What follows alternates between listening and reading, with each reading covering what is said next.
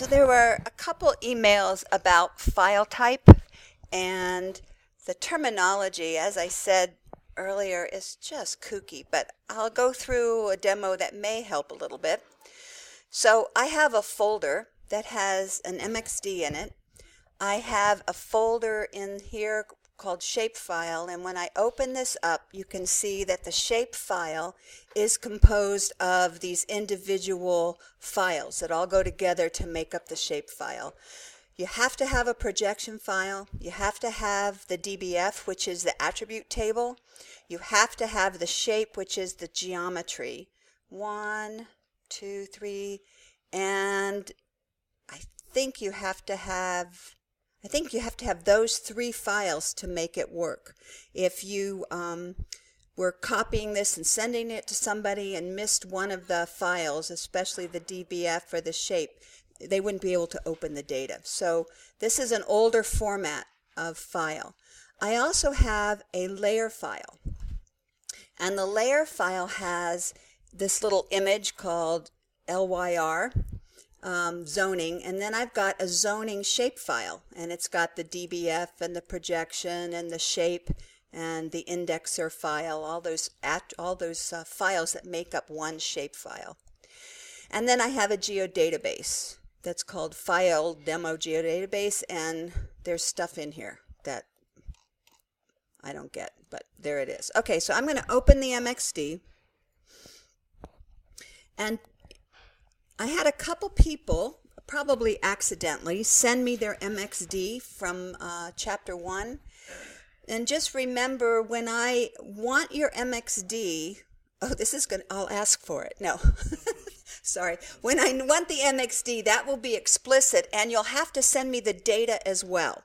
So what you'll do is zip up the data and the MXD together, and then I can actually look at the map you created and all of your file structure. But right now we're not worried about that. We will worry about that soon. Okay, so I have a blank map document, and I haven't added any layers yet to this map document. And when I open the properties here, it tells me that there is no coordinate system. So when you open a blank MXD, there is no coordinate system associated with that MXD. As soon as I drop a layer in here, the MXD or this layer will take on the projection for that layer. So I'm going to start with a shapefile. So in Price Chapter 1, she had you kind of evaluate the different numbers and types of files that were in each of these folders. And so you can see that the shape files are green. So there's the country shapefile, there's the zoning shapefile. Anything in a geodatabase is gray. So here's a feature data set, and there is a file called countries. Here's a feature class. It's not in the feature data set. The feature data set is actually empty at this point. So if I open up the properties here, it tells me that the coordinate system for this file is unprojected, and it is WGS84. So this is just an unprojected file. And if I drag and drop it into my map, and I go back now to the layers property, now the layers property has a projection. And it is the same one that is consistent with the country file that I put in here. Now, I've got a zoning file. I'm going to look at the properties here. This zoning file has a projected coordinate system called State Plane, Oregon, North American Datum 1983. I'm going to drag that zoning file in here, and I get this warning, hey, whoa, you got different coordinate systems. And I'm just going to close it, because ArcMap will do what's called project on the fly. Now, this is going to be shown or drawn just like the country projection, because that's the projection that the layer is in. Okay, so I'm going to remove that from right now. Actually, I'm going to zoom to this layer. And I'm going to make it a different color. onto that projection because it's the first one. Yes, it'll take the first projection and it'll reproject this. So why can't I see this? Look at that. It went under here. It looks like it's above there, but it isn't. So I'm going to go ahead and move that. There it is. You can see how stretched out that is, right? I could change this to project on the fly. It shows me one layer is this and one layer is of the W. So I'm just going to choose that. And now my entire data set now looks like it's in this North America or this Oregon projection. Okay, so that's projecting on the fly. Countries still has the same projection it had before. I didn't really change the projection. I just projected it on the fly. I just made it look correct. So now I'm going to move this back to layers and put it back in that projection. Okay, so now I'm back where I was. All right, so countries is green here, and this countries, I'm going to delete this one because I'm going to do something here. Okay, so let's say I want to, so this is a shape file.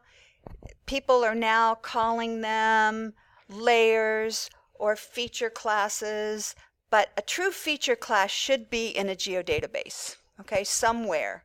But the terminology gets sketchy, all right? So I'm going to export this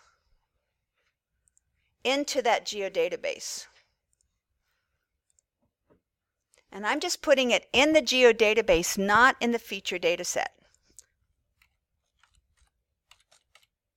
So this was originally a shape file, and I'm saving the type in the file geodatabase. So I'm going to save it, save OK. I'm going to put it on my map, and here it shows up there, right? And it's now gray. So it used to be green because it was a shape file. Now it's gray because it's a feature class inside my geodatabase.